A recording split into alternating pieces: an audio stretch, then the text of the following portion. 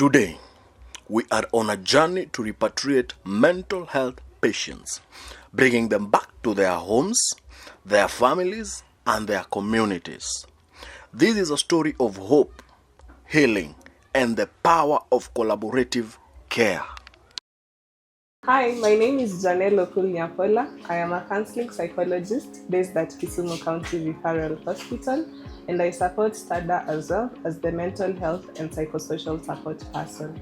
So the activity you're talking about is repatriation, one of the activities that STADA is doing in collaboration with Kisumu County Referral Hospital, which is simply taking patients back home after long periods of hospitalization at the hospital. Ideally, a psychiatric hospitalization admission should not take more than 10 days, but you find that due to stigma and discrimination, most of these clients usually end up staying for longer periods. Like the clients we repatriated at Mamboleo and Gesoko, one of them had stayed in the hospital for about 2 years and the other one had stayed for about 8 months. So some of the challenges we face at to date, we've said, are such as abandonment of patients at the psychiatric unit. We also have challenges in terms of logistics. The hospital does not have the budget allocated to repatriate patients back home, but we are very grateful for non-profit organizations like STADA, which come in to help us and support us in that way. So another challenge we face at the psychiatric unit is the discharges. We have a high number of patients who have been discharged but have been abandoned by their families and their relatives. That's why we also opted to do repatriation for them. So the repatriation processes have been very smooth. We get in touch with the local administration and inform them that we are going to repatriate at a certain location, and they're able to help us and assist us in tracing the family, and even should their problems arise during the repatriation process. But some of the repatriations have not been received quite well. Remember, these are patients who have been abandoned for a long period of time. Our staff has been met with hostility, but we thank God that our team is usually able to act very quick when we are in danger. And then apart from that, of course, it's the burnout. There is a huge number of patients compared to the number of healthcare providers. My name is Victor Alindi. Victor Alindi is a medical social worker in Kisumu County Referral Hospital. Just to maybe enlighten or just to give a brief history. Paul Samson came from a family of 4, and unfortunately 2 are having mentally or diagnosed with a mental disorder. That is, to be specific, DIP, drug-induced psychosis.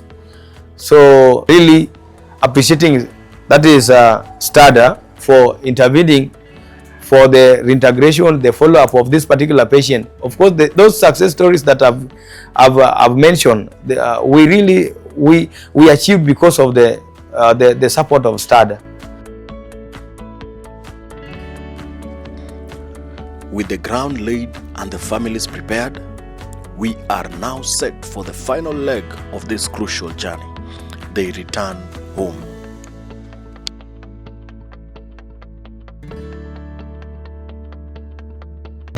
My name is Paul Samson Anam.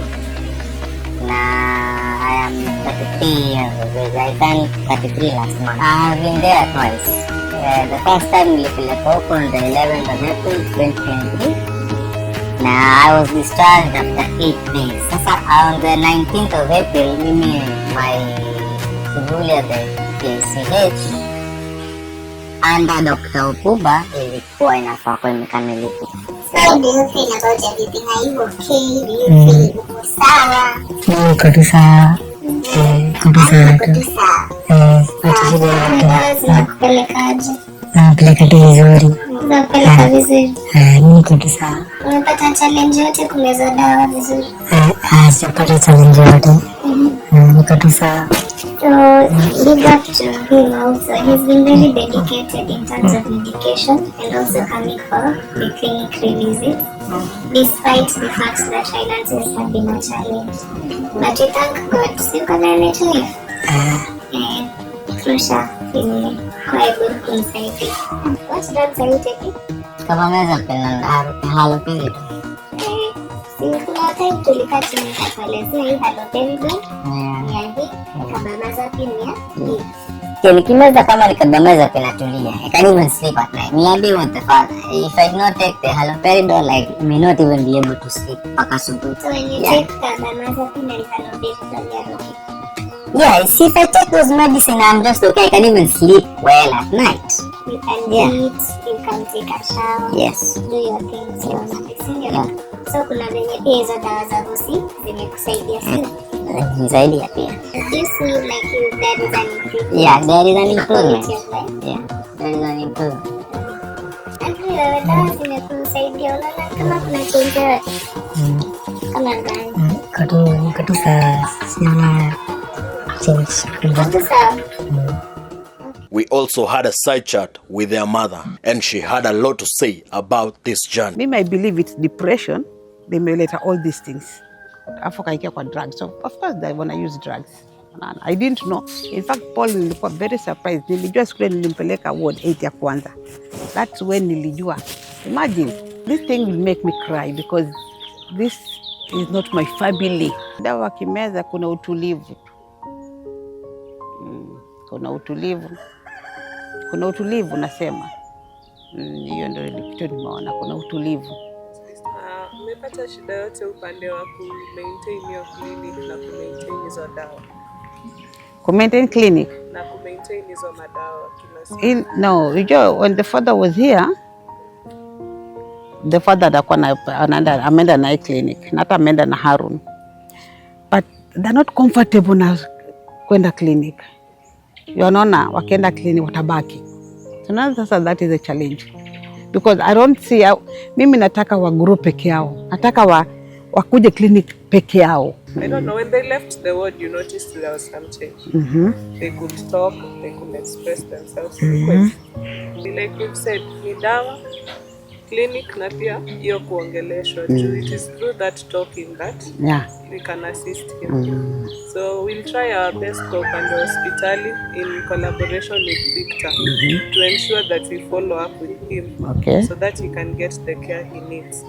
We are not promising it can be fixed in one day, but if we are persistent and patient, then we'll definitely see a difference. Okay. And then another thing on your side, you've done your best kama mzazi. Maybe it's not your fault that anything turned out the way it turned out.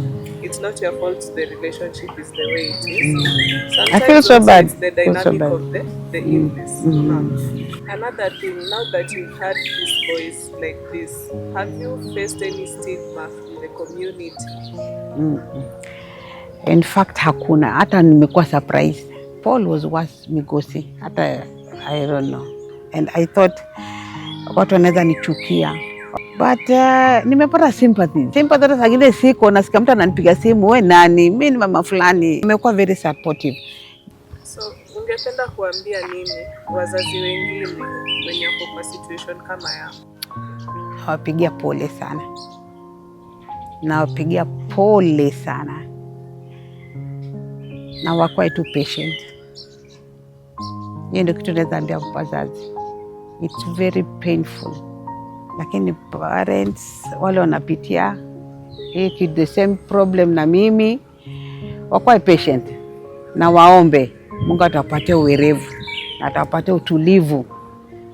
Kama kuna mtoto ameanza, mzazi unaona mtoto wako unaona ameanza, you look for kina Victor.